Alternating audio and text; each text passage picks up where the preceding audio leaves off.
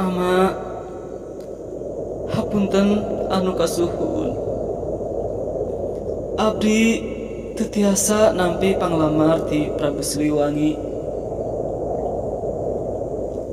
Ama uningan nyalira apaan sang Prabu teh tos kagungan istri langkung di 100 jalmi.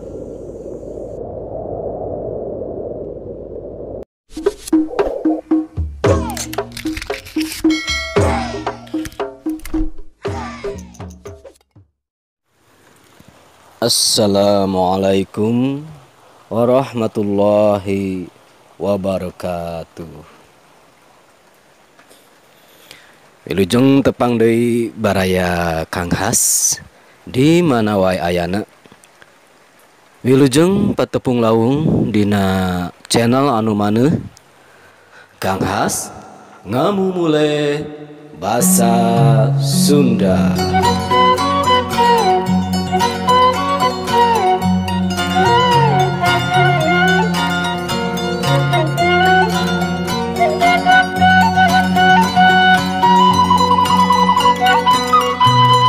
Dina ieu waktos insyaallah Kang Has seja ngadugikeun hiji carios babad kalayan judul Babad Limbangan. Wilujeng ngaraoskeun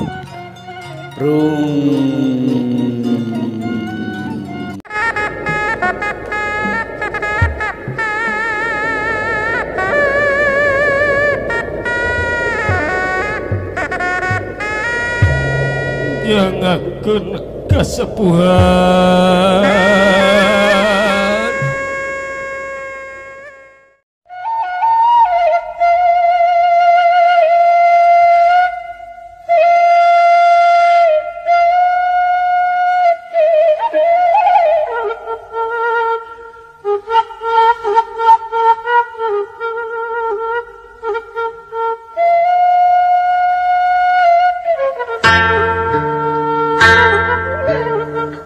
Zaman baheula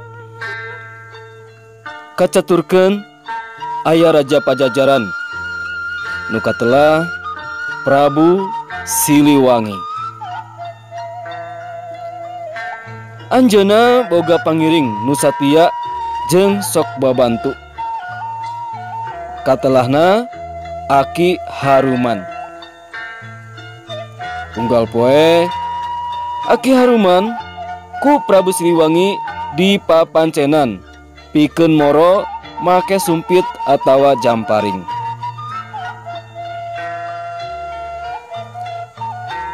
Dina hiji poe Aki Haruman indit kawetankeun pikeun moro.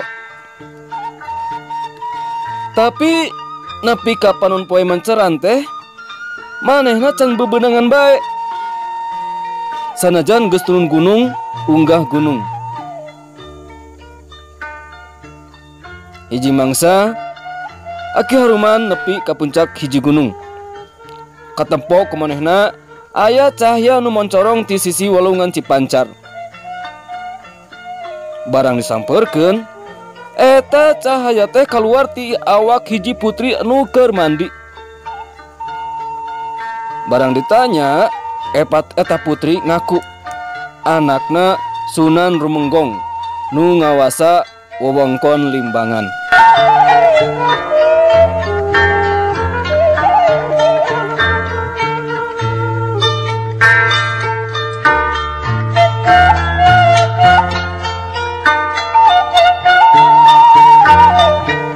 Patepungna Aki Haruman jeung putri ti Limbangan teh ditepikeun ka Prabu Siliwangi.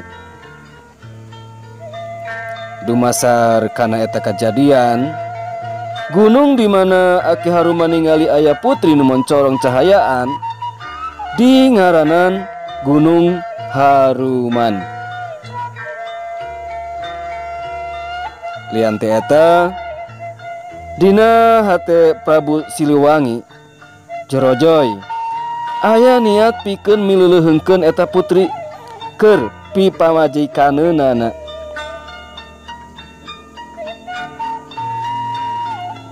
Pikeun ngalaksanakeun niatna, Prabu Siliwangi ngutus Gajah Manggala jeung Arya Gajah.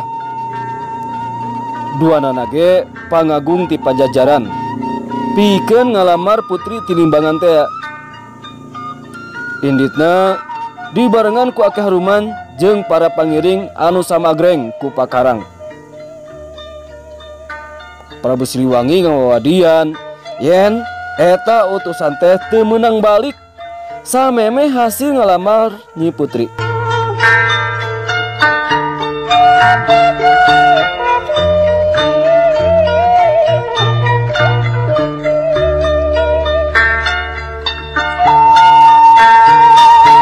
Teu kacatur di jalana sanepina kahareupan Sunan Rumenggong, Gajah Manggala nepikeun maksudna yen manehna diutus ku Prabu Siliwangi pikeun ngalamar Putri Limbangan. Ku Sunan Rumenggong eta kahayang Prabu Siliwangi teh ditepikeun deui ka Nyi Putri. Barang nguping pamaksudan utusan Prabu Siliwangi, Nyi Putri katinggal henteu berag. Pokna, Ama, hapunten anu kasuhun. Abdi teu tiasa nampi panglamar ti Prabu Siliwangi. Sunan Rumenggong teu kurang-kurang kagetna. Pokna, naha? Ama uningan nyalira. Apaan sang Prabu teh tos kagungan istri langkung ti 100 jalmi. Sanajan dipapaksa ku ramana, carekna embung dikawin teh keukeuh embung. Ari utusan tetep pageuh nyekal timbalan Prabu Siliwangi yen maranehna kudu hasil ngalamar Nyi Putri. Tungtungna ku haban dipapaksa, Nyi Putri teh ngaleungit ilang tanpa karana. Burber di teteangan oge weleh teu kapanggih. Ngan seungitna bae nu kaangse ngahliwir. Tempat Nyi Putri kaangse seungitna teh katelah lembur Buni Wangi.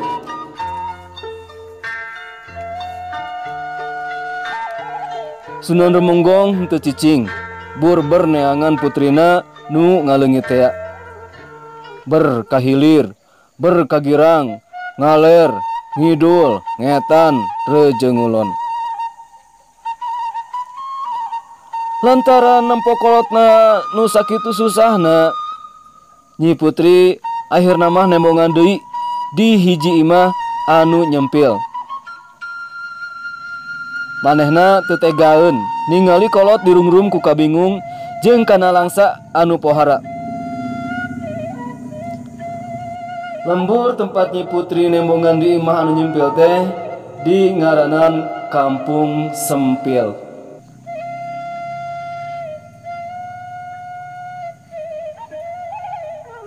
Ku Sunan Rumenggong, Nyi Putri di papatahan sangkan daek dikawin ku Prabu Siliwangi. Sabab lamun henteu tan wande bakal terus dipapaksa. Bari ngagelendut putrana, Sunan Rumenggong oge nepikeun nasehat.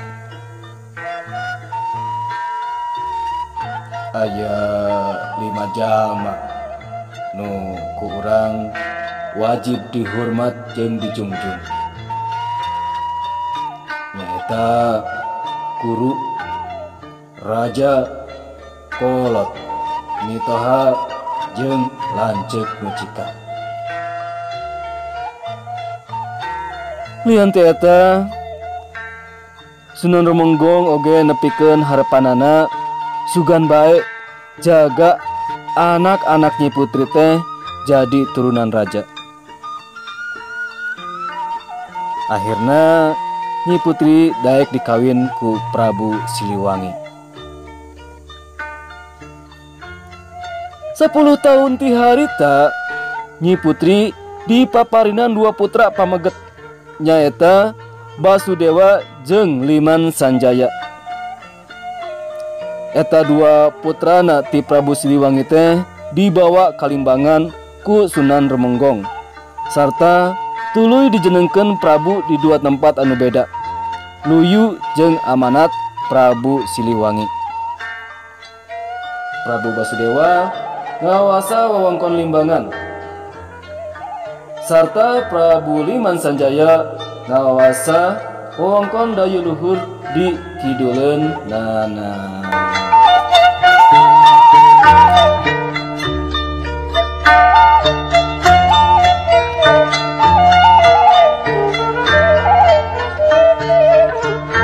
Cag baraya sakitu nu kapihatur carios babad Limbangan.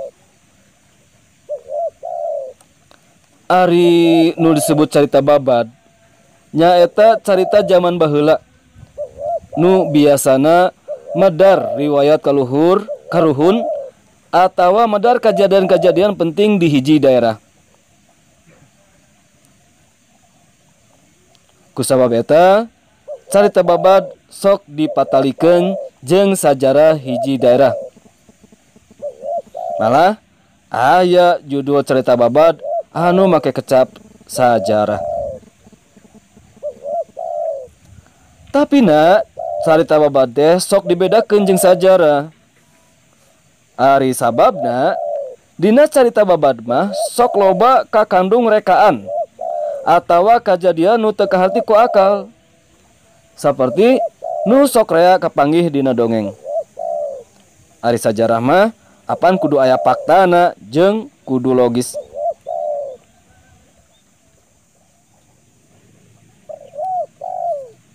Sakitu anu kapihatur pamugi janten hiji pangbeberah kana mana sadayana.